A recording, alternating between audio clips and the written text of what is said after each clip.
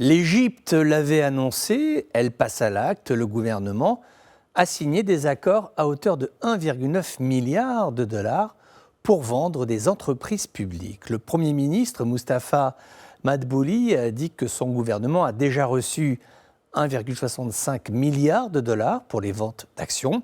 Parmi les investisseurs figure le Fonds souverain des Émirats arabes unis qui a acheté tout de même 800 millions de dollars de participation minoritaire dans quelques fleurons de l'industrie égyptienne. On peut citer notamment National Drilling ou encore Egyptian Linear Alkyl Benzene. Le Caire avait annoncé l'année dernière son intention de vendre plusieurs entreprises publiques en réponse à la crise économique.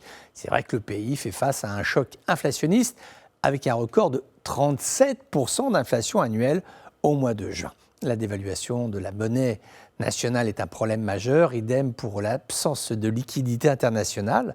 Liquidité, c'est du dollar, ce sont les entreprises qui en ont le plus besoin. L'Égypte a cherché et obtenu l'aide du Golfe pour soutenir son économie en difficulté. Le Qatar a transféré 1 milliard de dollars à la Banque centrale égyptienne, c'était au mois de novembre.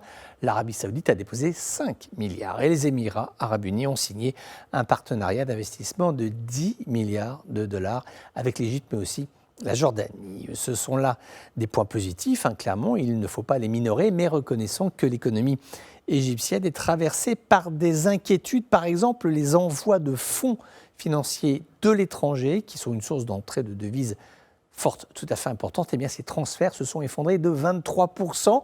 Le problème, c'est qu'au même moment, la pression fiscale a augmenté. L'État a besoin de ressources pour continuer à subventionner les produits alimentaires de première nécessité, payer les salaires des fonctionnaires et puis mener à bien ces travaux d'infrastructure, comme par exemple la construction d'une ville administrative nouvelle. Le Parlement égyptien a approuvé en mai une série de nouvelles hausses d'impôts et de réformes qui sont proposées pour diversifier les recettes fiscales de l'État. Alors, concrètement, les premières mesures prévoient une augmentation de 5 à 20% des taxes sur les billets d'entrée dans les lieux de divertissement, c'est-à-dire les théâtres, les cinémas, les parcs également.